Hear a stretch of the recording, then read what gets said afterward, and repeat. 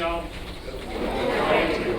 Let's see, how many folks are from the north? Raise your hands. Each table, there's somebody from the north, so you southerners, y'all are going to have to explain to them some of the things that I'm saying. Because I speak in Southern Appalachia. Raise your hand if you speak in Southern Appalachia.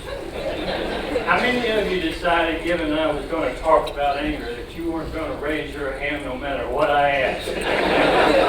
Let me see the hands of the honest people. I could call on table 4 right here. Okay. Now, I'm from Alabama. I want to thank Tim. Tim gave me the occasion to leave Alabama, or as I fondly like to say, Darwin's holding tank. Now, if anybody's from Alabama, I'm going to be going right after this presentation. So you can't hurt me. So just remember that. But I do appreciate Kim inviting me. That thing that she was just saying about risk, Kim has taken one by inviting me. So if it goes poorly, everybody know when you're feeling poorly or something goes poorly, you would be going to him after this little presentation. Okay? My workshop, my training, my lectures, my books is on anger mismanagement. Not anger management, anger mismanagement. Why? I'm going to tell you why in just about 14 more minutes. I can't even talk about my mama in 14 minutes, folks. Don't talk about your mama in 14 minutes. Anger is the most misunderstood emotion, and it is costing y'all dollars every day. Sabotage, using the credit card that's for a business, but they're using it for personal. They're taking 3 times as much time to do some work, because why? This is the audience participation portion of the program. Because they're angry. Now listen, before we go any further, I want you to know that nobody in here has this issue. It's your wife, who ain't here, and it's your husband who's not here, and Lord knows it's your mama who's not here. So just everything I say, you just take home and apply it to them, not yourself, just to them, okay? Anger is a feeling, it's an emotion, and if expressed appropriately, hurts nobody, hurts no one. But here's the problem. Most people don't know how to express anger appropriately. So what do? What do? They bottle it up, they stuff it, they swallow it, they seethe, they stew, and then they explode, or they go away. Right? There's your options right there. I'm going to give you a couple of new ones. Ready? First, the reason why I call it anger mismanagement, and I wrote a book called The Anger Solution, is because everybody working with anger management or the issue of anger, whether you're a psychotherapist or a human resource person, is confusing anger with rage. Anger with rage. Ready for the definition between the two? Anger expressed appropriately equals energy, communication, and reduced conflict and confrontation. How many of you would like to avoid a conflict or a confrontation if you possibly could? Okay, so you got a conflict in Atlanta, right? You know you got to go confront this person. So what do? You go to Texas. And you hope by the time you get back from Texas, this person that you got to confront is dead. This is called conflict avoidance. Right? Conflict avoidance. Anger equals energy, communication, reduction of conflict and confrontation. Now listen, and it's a feeling, it's an emotion. Many of you have been exposed to emotional intelligence seminars and books, Goldman's book. That's all this is about. But what most people do is use the words anger and rage interchangeably as if they meant the same thing. Rage is an action or a behavior that numbs people's feelings.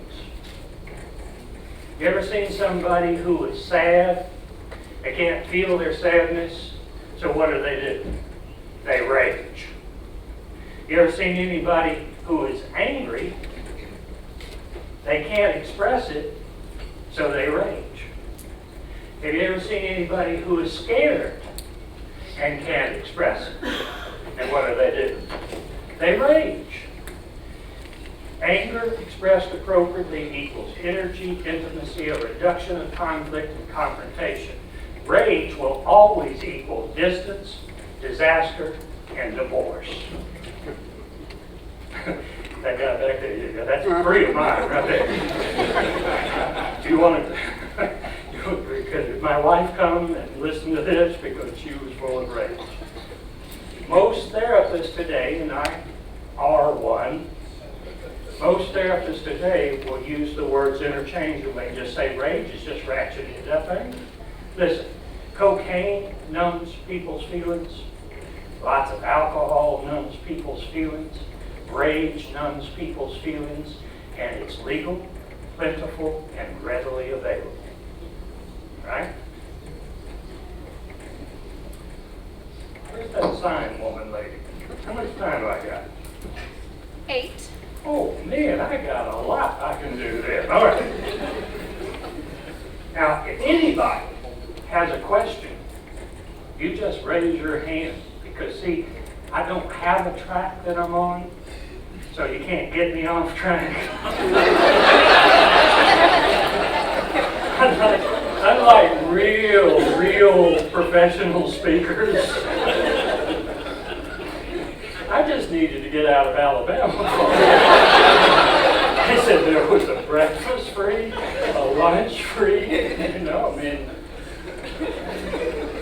we don't have that stuff in Alabama. We got indoor plumbing just recently. All right. How to know the difference between the two. Anger takes minutes or moments to express, and then we're done. I'm going to tell you what I'm angry about. We're going to talk about it. And then for you non-alcoholics, y'all get to go have a beer afterwards. For you alcoholics, which none of you are going to admit, because this is not an AA group, but for you alcoholics, after you're done with anger, you go have a cup of coffee with the person because you're done, you're finished. Right? Anger takes minutes or moments at the most, and then you're done. Let's go have a beer or a cup of coffee. Rage takes forever and forever and forever, and no one wants to have a beer with you, but they do want 10 after they're done with you. Right? And no resolution. No resolution. Anybody have those conversations where you're just trying to share how you feel, and it goes on 8 o'clock, 9 o'clock, 10 o'clock, 3 hours, 4 hours? Somebody find it. Does anybody know what the original point was? And everybody says, what? No. We lost it in that 5-hour marathon where we were just trying to resolve this little anger issue. See? Anger takes moments or minutes. Rage takes forever and forever and forever, and nobody gets done. Okay? How do you know the difference? Anger is about what's happening here and now, this morning or last night. Rage is about what's been happening for 25 years. And now I'd like to talk about it because my therapist said I should. See? Now, long is that going to take after 25 years? Forever. I see you've been there, huh? Yeah, me and you could have a private session that would last a lot longer than 15 minutes. Right? Anger is about here and now. Rage, watch my fingers, please. Rage is about there and then. Where am I going? Past. For weeks it's been building. Months it's been building. 2 marriages ago it's been built. This is the man who says, you know who you remind me of? My first 3 wives. Or the big one is, now I know some man has heard this in the last 24 hours. You just like your mama. Just like your mama. Last time we were with the holidays, I mean, point for point, you say the same crap that your mama said. Anger's about here and now, rage is about there and then. Okay? Now, how much I got now, sweetie? 3 minutes. All right. I'm going to give you the 9 things that people do when they think they're expressing anger. 9 things. I'm going to go over them pretty quick in 3 minutes. Then I'm going to go sit out in my booth and I'm going to have little mini appointments with everybody. Here's the 9 things. Ready? Shaming. Blaming. Demeaning. Demoralizing. Criticizing. Preaching. How many preachers we got in here? You preach the gospel according to you on a regular basis. Let me see it. Preaching, teaching. These are preachers who go to graduate school. These are the people who underline self-help books in pink and yellow highlight magic markers, and they leave them in inconspicuous places, like the sink, where you can find them. And you have to say, honey, is this book in the sink and with pink and yellow highlight magic markers with my name in the margin? Meant for me? Thank you, honey. This is so helpful. You remind me of my mama.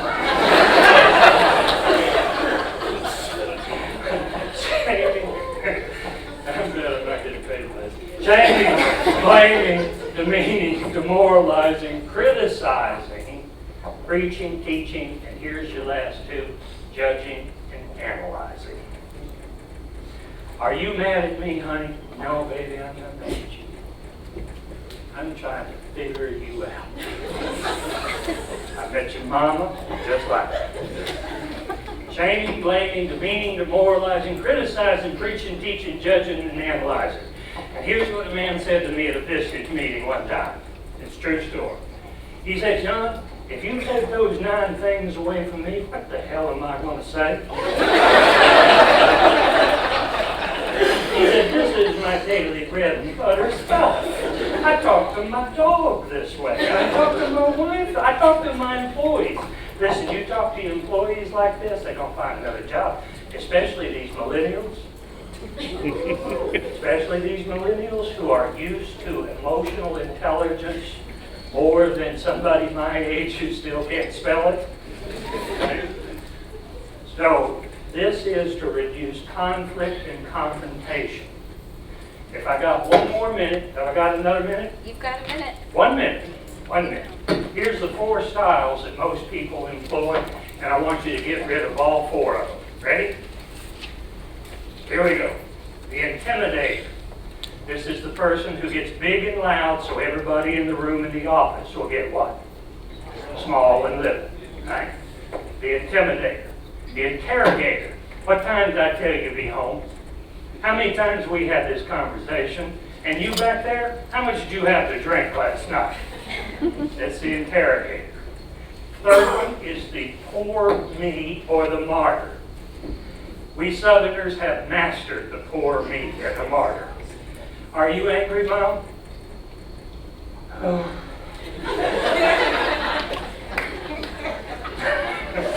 Somebody's mom back there. Interrogator, intimidator, me, and the distancer.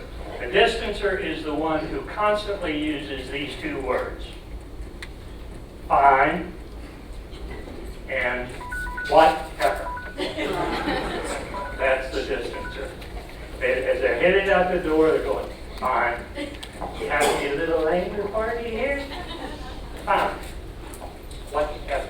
I hope you all enjoyed it a little bit. Hope you find it useful.